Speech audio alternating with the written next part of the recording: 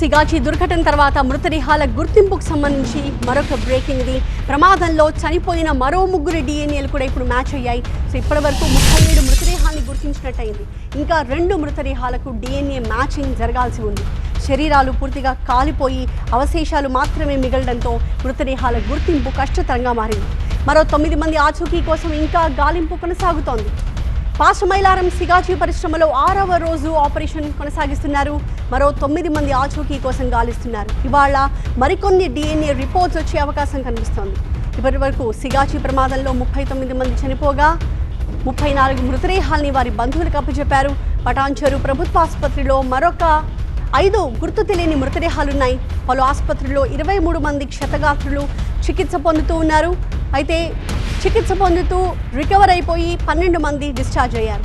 సిగాచి ఫ్యాక్టరీలో శిథిలాల్ని ఎస్డీఆర్ఎఫ్ హైడ్రా తొలగిస్తోంది. ఈ ప్రమాదంపై విచారణ చేయడానికి ఆల్రెడీ ప్రభుత్వం ఒక హై లెవెల్ కమిటీని ఏర్పాటు చేసింది. ఆ కమిటీ ఘటనా స్థలాన్ని పరిశీలించి రిపోర్ట్ కూడా సిద్ధం చేస్తోంది.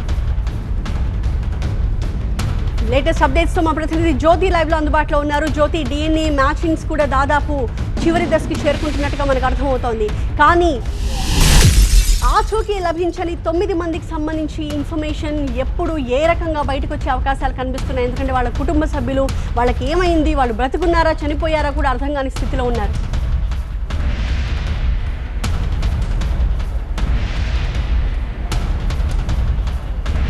సిగాచి ప్రమాదపు ఘటనకు సంబంధించి ఇప్పటివరకు 39 మంది చనిపోతే అందులో 34 మందికి సంబంధించినటువంటి మృతదేహాల డిఎన్ఏ టెస్టులు కావచ్చు, లేదంటే పోస్ట్ మార్టం పూర్తి చేసుకుని ఆ మృతదేహాలన్నింటినీ కూడా బంధువులకు అప్పగించడం జరిగిపోయింది.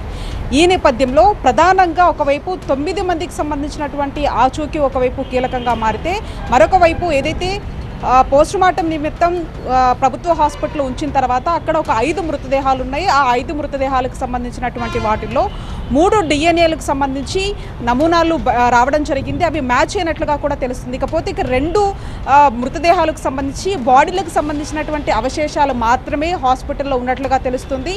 ఈ నేపథ్యంలో ఆ రెండింటికి సంబంధించినటువంటి డిఎన్ఏ సంబంధించినటువంటి నమూనాలన్నంతా కూడా పెండింగ్లో ఉన్నట్లుగా తెలుస్తుంది. ఇకపోతే యూపీకి చెందినటువంటి 2 అన్నదమ్ములు విజయ్తో పాటు అభిలాష్, ఈ ఇద్దరికి సంబంధించినటువంటి వాళ్ళ బ్రదర్ మరొక వ్యక్తి అక్కడ ఉన్నటువంటి హాస్పిటల్ కావచ్చు మార్చురికి తిరుగుతున్నటువంటి పరిస్థితి. ఈ నేపథ్యంలో ఆ 2 బాడీలకు సంబంధించినటువంటివి ఎవరైతే ఈ మిస్ అయినటువంటి అన్నదమ్ములదా అని చెప్పేసి ఒక డౌట్ అయితే రేస్ అవుతుంది. ఒకవైపు డిఎన్ఏ టెస్ట్ నిర్వహించినా కూడా మ్యాచ్ అవ్వకపోవడం, దీంతో ఆ ఇద్దరికి సంబంధించినటువంటి పేరెంట్స్ కూడా యూపీ నుంచి ఫ్లైట్లో ఇక్కడికి వచ్చేటటువంటి అవకాశం కనిపిస్తుంది. ఆ తర్వాత పేరెంట్స్కి సంబంధించినటువంటి డిఎన్ఏ శాంపిల్స్ రక్త నమూనాలు తీసుకొని వాటికి సంబంధించినటువంటి పరీక్షలు చేయబోతూ ఉన్నారు అధికారులు. ఇక 9 మందికి సంబంధించినటువంటి వాటికి సంబంధించి కూడా ఇప్పటికే శిథిలాల తొలగింపు ప్రక్రియలో భాగంగా చాలా వరకు ఆ డంపునంతా ఖాళీ ప్రదేశంలో పడేసిన తర్వాత కొన్ని ఐడెంటిటీస్ని గుర్తించడం జరిగింది, కొన్ని బోన్స్ని, అంతేకాకుండా అక్కడ ఉన్నటువంటి కొన్ని మృతదేహాలకు సంబంధించినటువంటి ఎముకల లేదు అంటే చాలా వరకు ఖాళీ బూడిదైపోయాయి కాబట్టి వాళ్ళకి సంబంధించినటువంటి అవశేషాల లేదంటే ఇంకెవరి అయినా అనేది కూడా తెలియాల్సినటువంటి అంశంగా చెప్పుకోవచ్చు. ప్రస్తుతం తొలగింపు ప్రక్రియలో భాగంగా అధికారులు అటు రెవెన్యూ శాఖకు సంబంధించి కావచ్చు, ఎస్డీఆర్ఎఫ్ బృందం కావచ్చు, వీళ్ళంతా కూడా ఆ శాంపిల్ సేకరణ అయితే జరుగుతోంది. ఇప్పటి వరకు చనిపోయినటువంటి వాళ్ళు కాకుండా, అంతేకాకుండా ఎవరైతే మృతదేహాల్లో బంధువులకు అప్పచెప్పింది కాకుండా కూడా ప్రధానంగా మార్చిలో ఉన్నటువంటి 5 మృతదేహాల్లో 3 డిఎన్ఏ శాంపుల్కి సంబంధించి రావడము, అంతేకాకుండా ఇంకా 2 తెలియాల్సి ఉంది. ఇంకా ఆచూకీకి సంబంధించినటువంటి వాళ్ళకి సంబంధించి కూడా ఒకవైపు అధికారులు కనిపెట్టేటువంటి ప్రయత్నం చేస్తున్నారు. ఆ శాంపుల్స్ అన్నింటినీ కూడా నా డిఎన్ఏకి పంపించినటువంటి పరిస్థితి. ఓవరాల్గా ఈ అంశాలకు సంబంధించి 2 కమిటీలు కూడా ఒకవైపు రిపోర్ట్ను ప్రభుత్వానికి అందజేయబోతోంది. నిన్న సిఎస్ కూడా వెళ్లారు. బాధిత కుటుంబాలతో మాట్లాడి అండగా ఉంటామంటూ కూడా చెప్పారు.